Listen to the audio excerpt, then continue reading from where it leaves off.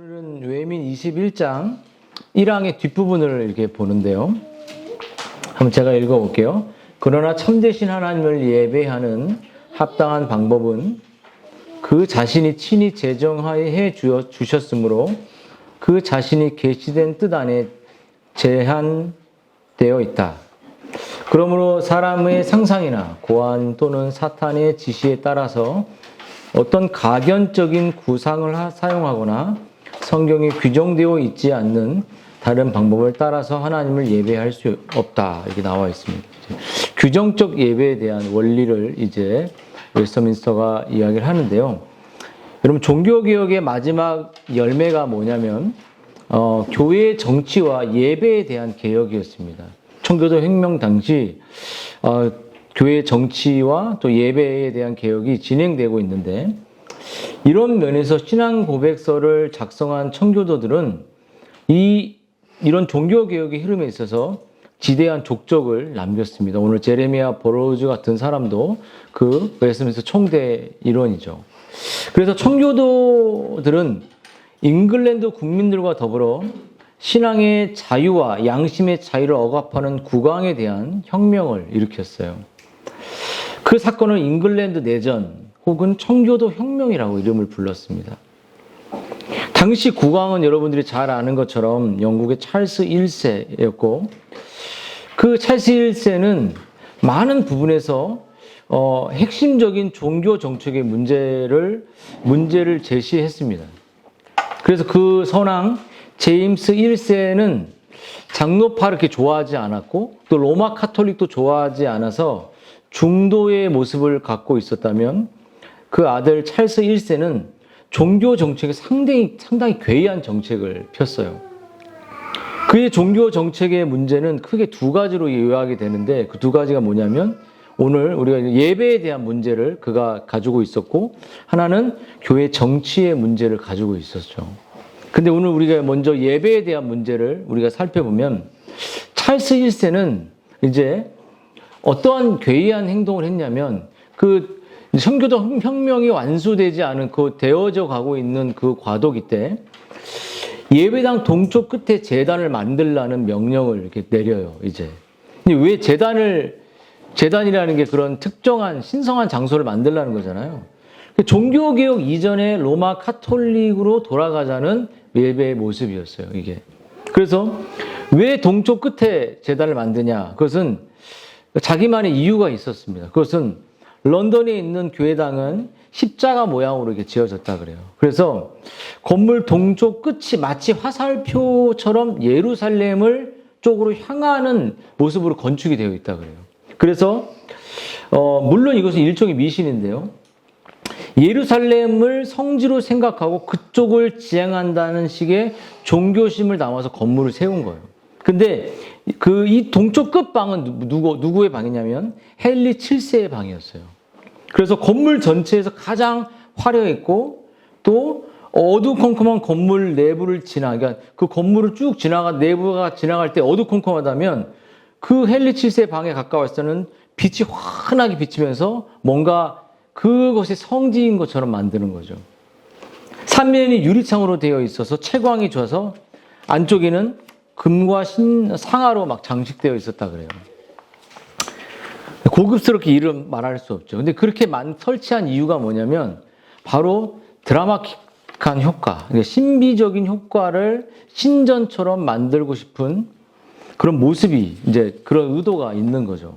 그래서 비록 개혁의 중간기이긴 했지만 종교개혁이 진행되고 있는 잉글랜드로서는 이러한 조치가 엄청 당혹스러울 수밖에 없는 거예요. 그래서 찰스 1세는 화차에 분위기를 내는 성찬식을 만들고 싶었고, 그래서 성찬식 떡을 높이 들고 기도를 하고, 그 주교들이, 오늘도 제가 이렇게 성찬식을 할 때 이렇게 제레미야 버로우즈가 보여주어줬던 그 양식을 가지고 제가 이렇게 했는데, 이 주교들, 그 사제들이 직접 떡을 입에 넣어주는 거예요. 왜냐하면 거기에 이제 사제들을 통해서 구원의 길을 갈 수 있는 신비성을 주기 위한 거죠. 그래서 그런 성찬을 이 찰스 1세는 보여주고 싶었던 거예요. 그래서 종교개혁자들이 경계했던 모습을 그대로 진행하고 있는 거거든요.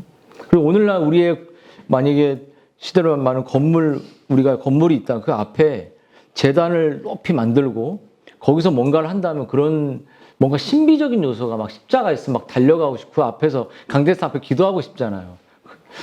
그런 사람 있는지 모르지만 희연자매가 그 옛날에 그 앞에서 기도 많이 했죠. 강대상 앞에서. 뭔가 특별한 하나님과 직면하기 위한 저 자매가 그렇게 이렇게 어둠을 뚫고 이제 참된 빛으로 나오는 게 감사하죠. 근데 또 하나의 문제는 교회 정치의 문제였어요. 정치. 그러니까 어떤 정치의 문제냐. 왕이 교회의 수장이 되고 싶은 거예요. 이렇게 다 교회를 다스리고 싶은 거예요. 그래서 왕 밑에 대주교를 만들고 밑에 주교 제도를 부활시켜서 상명하복의 중앙 집권적 방식을 이렇게 만들고 싶었던 거죠. 그러니까 완전 기독교를 완전히 통째로 왕의 수중 안에 넣고 싶은 거죠. 그리고 예배의 내용과 형식을 통제하겠다고 뭘 만들었냐면 공동기도소를 만들었어요. 이 공동기도소를 통해서만 기도하고 다 영적인 것까지 왕이 다스리겠다는 거죠. 그래서 교회 정치를 바로잡고 예배의 모범을 예배의 온전한 질서를 만드는 것이 시급하다고 생각했습니다. 그래서 우리가 들고 있는 이 외민 총회가 예배를 바로잡기 위한 모임이었어요. 그래서 여기에서 웨스트민스터 여기서 규정적인 원리가 나오기 시작합니다. 그래서 성경에서 하나님이 우리에게 예배에 명한 것만 하면 된다. 그리고 인간의 전통이나 뭐 상상이나 이런 걸 고안해서 만들지 말라. 그래서 근데 중요한 거는 이런 장로교는 이런 원리를 갖고 있지만 루터파 같은 경우는 좀 더 허용적인, 우리는 규정된 성경이 딱 규정한 것만 하고 거기에서 말하고 있지 않으면 다 안 하는데 루터파는 허용적 원리를 갖고 있었어요. 그러니까 성경에서 뭐 담배 피지 마라, 뭐 이런 어떤 말하지 않는 것들을 이제 블랙리스트가 아니면 할 수 있다라고 생각했기 때문에 루터파에서는 여전히 뭐 촛불 켜지 말라, 뭐 그런 제단을 만들지 말라, 이런 요소들이 성경에서 말하고 있지 않기 때문에 루터파에는 카톨릭적 요소가 상당히 많이 남아있는 그런 우려를 갖고 있죠. 그래서 찰수 1세 예배에 대한 규정 원리에 근거했을 때 그것을 따를 수가 없는 것이에요. 그래서 여러분 규정 원리란 무엇이냐면 참되신 하나님을 예배하는 합당한 방법에 있어서 중요한 원리가 있다는 겁니다. 그것은 규정적 원리입니다. 예배라는 것은 하나님에 의해 친히 제정되었고 하나님의 뜻 안에서 제한된다는 뜻입니다. 바꿔 말하면 하나님께서 하라고 하신 대로 예배를 해야 하고 하지 말라고 하신 것을 해서는 안 된다는 뜻이죠. 우리가 이런 점에서 정말 장로교회와 장로주의와 개혁교회 이런 것이 루터파와 다른 점이죠. 이것을 정말 시행하는 게 한국교회에 필요한 부분이죠. 근데 여러분, 그러면 이제 여러분들에게 좀 더 이렇게 와닿게 오늘 말하고 싶은 것은 예배의 규정 원리를 먼저 부모들은 자녀들에게 가르쳐야 할 의무가 있다는 거예요. 그게 먼저 교회가 뭔가를 한다기보다는 부모들이 이런 것이 규정된 원리대로 너희들은 예배해야 된다는 것을 아이들에게 부모는 가르쳐야 한다는 거고 또 그 책임이 있다는 거죠. 아담이 가인과 아벨에게 그것을 하와가 가르쳤던 것처럼 그리고 예배의 규정의 원리를 보여주는 성경의 예가 바로 오늘 가인과 아벨의 모습을 통해 규정적 원리를 발견할 수 있다는 거예요. 여러분 오늘 본문을 우리가 보겠습니다. 본문을 보면요. 우리가 가인과 아벨의 얘기를 듣고 아벨은 더 나은 예배를 드렸다고 나오지 않습니까?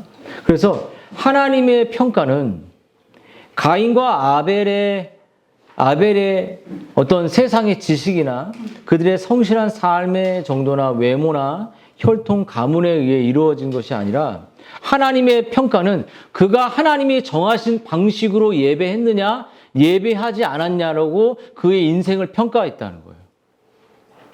우리 아이들이 뭐 헌금상을 어떻게 했냐 뭐냐 이게 중요한 게 아니라 부모를 통해서 이렇게 성경에서 말하는 예배의 원리대로 예배한 아이들로 우리가 가르쳐야 될 책임이 있다는 거예요. 그렇지 않고서는 하나님의 아이들을 그 예배를 온전히 기뻐하지 않고 받지 않는다는 거죠. 자, 그러면 이 가인과 아벨을 통해 규정적 원리가 어떻게 되었는지 한번 살펴보겠습니다. 여러분, 가인은 여러분 오늘 농사의 첫 제물을 가져왔습니다.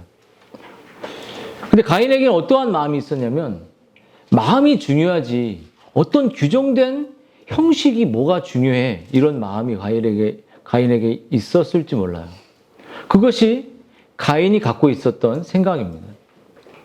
하나님의 정하신 방식을 따르지 않고 자신의 방식을 최우선으로 하는 거예요. 여러분들에게도 동일하게 그것이 남편이 됐든 아내가 됐든 어떠한 일을 어떠한 모습을 갖고 있든 그것이 규정의 원리를 분명히 가르쳐 줄 필요가 있어요. 그래서 하나님의 방법을 무시하고 자신의 방법을 추구하는 것은 자의적인 숭배로 볼 수밖에 없는 거예요. 하나님이 정한 길을 버리고 간 것이죠. 그러니까 히브리서 말씀에 의인의 더 나은 예배를 드렸다라고 말하는 것은 가인의 예배는 좋지 않은 예배, 하나님께 기뻐하지 않는 예배요, 자기 의의 예배라는 거예요. 믿음의 의의 예배가 아니라 자기 의의 예배라는 거죠. 오늘 본문을 쭉 주목해 볼 때 여러분 가인과 아벨의 세상의 지식이나 그들의 삶의 정도는 이렇게 그렇게 크게 다르지 않았을 겁니다. 근데 하나님의 평가가 그 사람이 참된 믿음, 칼빈의 말에 의하면 인격적으로 하나님을 경외하는 예배의 마음을 가지고 예배했느냐, 그렇지 않았냐는 거죠.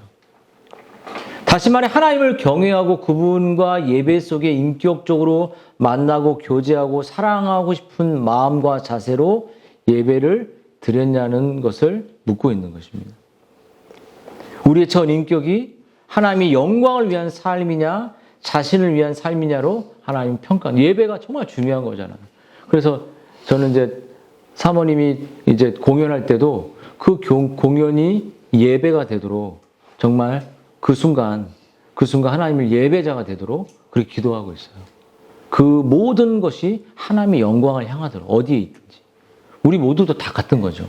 그래서 가인은 지혜로운 농사꾼이었고 성실한 아들이었지만 그는 잘 들어 믿음의 가정에서 태어났습니다. 모태신앙이었어요. 하지만 믿음의 예배를 하나님이 정해놓는 규정의 예배를 하나님이 이렇게 해야지 받겠다는 믿음으로 예배하는 방식을 그는 스스로 버린 사람입니다. 자, 시원아 잘 봐봐. 가온이 봐봐. 그럼 믿음의 가정에서 불신자가 나올 수 있다 없다? 있다 없다? 있다. 믿음의 가정에서 지옥에 갈 수 있다 없다? 지옥에 갈 거야 안 갈 거야? 가고 싶어 안 가고 싶어? 안 가고 싶으면 잘 들어. 잘 하고 있고. 자, 그럼 여러분, 여러분 가인은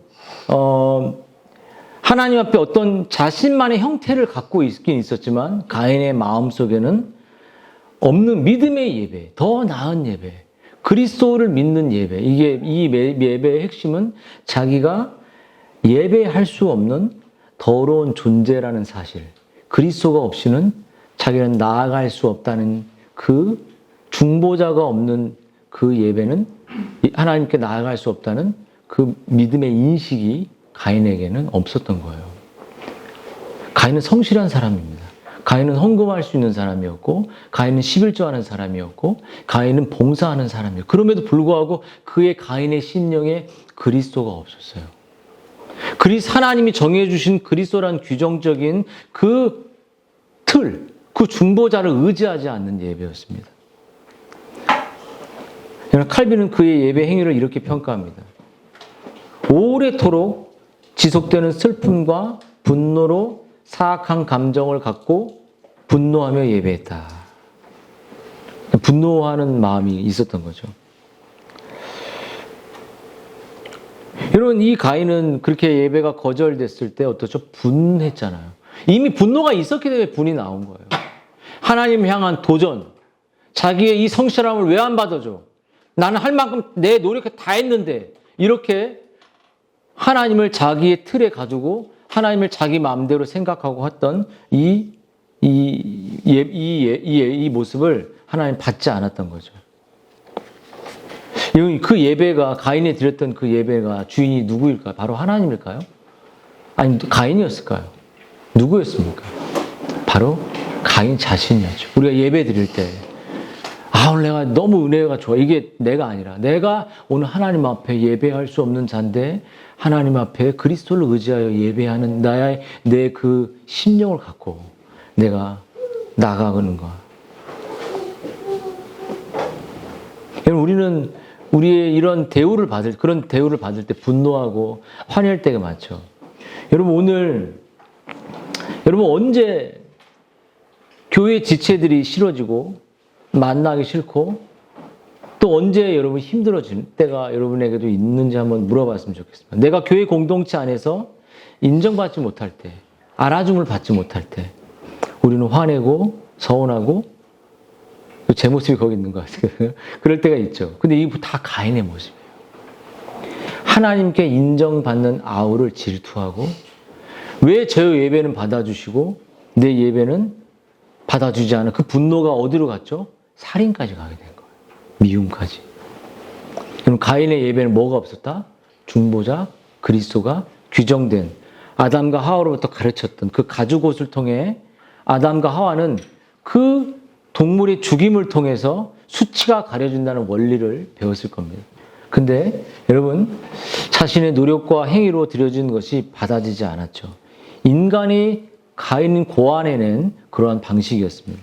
하지만 아벨의 예배, 아벨은 규정된 하나님이 원하시는 규정된 예배의 원리와 삶, 정말 이러한 예배로 하나님께 그는 예배했습니다. 상한 중심을 가지고 예배했죠. 자신이 하나님께 인정받기 합당치 못한 죄인임을 가지고 겸손히 예배했습니다. 그래서 어떻게 알죠? 그것이 가인과 아벨이 가지고 있는 가장 춘 형식도 달랐고 중심도 다른 그 예배의 모습, 태도. 그래서 하나님은 가인의 예배를 더 나은, 더 탁월한 하나님이 기뻐하는 예배로 히브리서에 또 기록해 주셨습니다. 가인의 예배가 아벨의 예배가 뭐죠? 동물을 죽였습니다. 동물을 죽여서 제단에 드리는 예배. 그래서 자신을 위해 죽으신 그리스도를 믿는 믿음의 예배의 모습을 그는 갖췄던 거죠.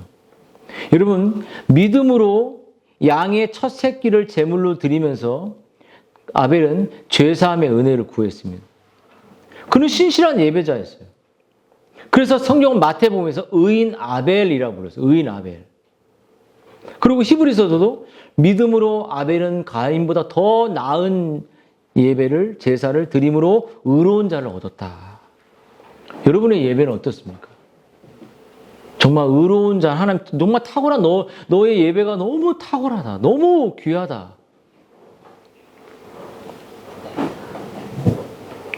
여러분, 가인과 아벨의 그 본성적인 차이는 죄인이란 차이는 다르지 않습니다. 근데 그 차이는 뭐냐면 하나님이 정해주신 규정의 원리대로, 원칙대로 그가 예배했느냐는 거예요.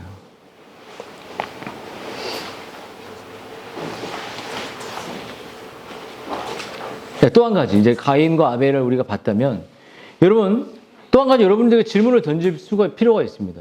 예배의 규정, 원리와 형식이 완벽하더라도, 우리가 개혁교회 집현 찬송을 할 수 있고, 웨스트민스터 모본을 따를 수도 있고, 그런 게 다 좋아요. 엄청 다 이렇게 할지라도, 여러분의 마음속에 그 중심의 예배가 상한 심령이 되고, 그리스도를 사랑하고, 그리스도를 의지하고, 그리스도를 위해서 살아가려고 하고 일상을 진리로 살아가려고 하는 그러한 삶이 없는 규정적인 형식의 딱 개혁주의 틀만 있는 그런 예배라면 그것도 우상이 될 수 있다는 거예요.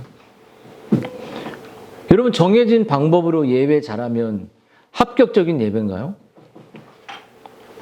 여러분, 이사야서 1장을 보면요. 이사야 1장에 이제 1장 10절부터 17절 쫙 보면 이제 이스라엘 백성들이 이제 하나님께 예배하기 위해서 제물을 막 가지고 옵니다. 근데 하나님은 그들에게 뭐라고 말하냐면 내가 너희들의 예배를 견디기가 어렵다. 너희들이 이제 정말 수양과 뭐 염소와 뭐 송아지와 딱 하나님이 구약에 정해놓은 그 틀대로 손상 없이 모든 제사 제물들을 가지고 왔어도 형식이 완벽했어도 규정적 원리대로만 예배했어도 하나님이 너희들의 내가 예배를 받고 싶지 않아. 그렇게 말했습니다. 뭐라고 말했냐면 여러분 규정적인 예배를 온전히 지킬다 할지라도 여러분 우상의 예배가 될 수 있습니다. 지식의 예배가 될 수도 있습니다. 교만의 예배가 될 수 있다는 거예요.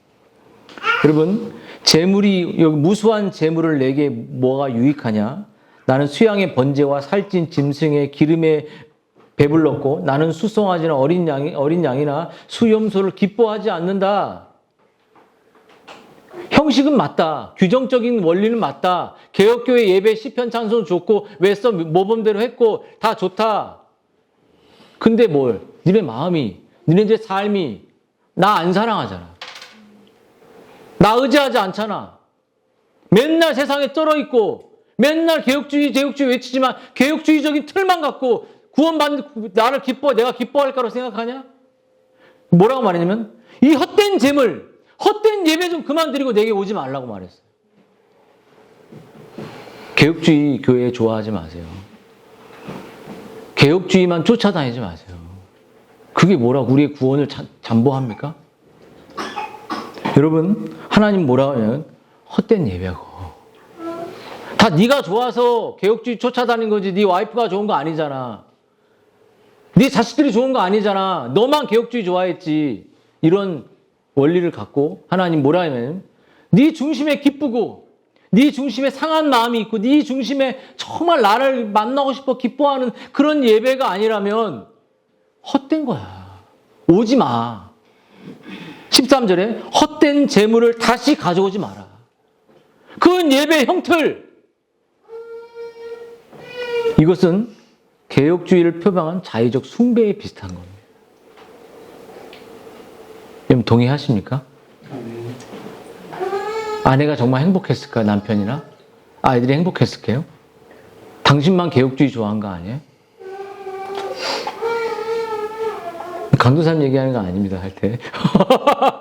여기 뭐 우리 김 집사하고 얘기 많이 하는 얘기야, 내가 할 때. 나 자신도 그런 거에 빠져 있었고.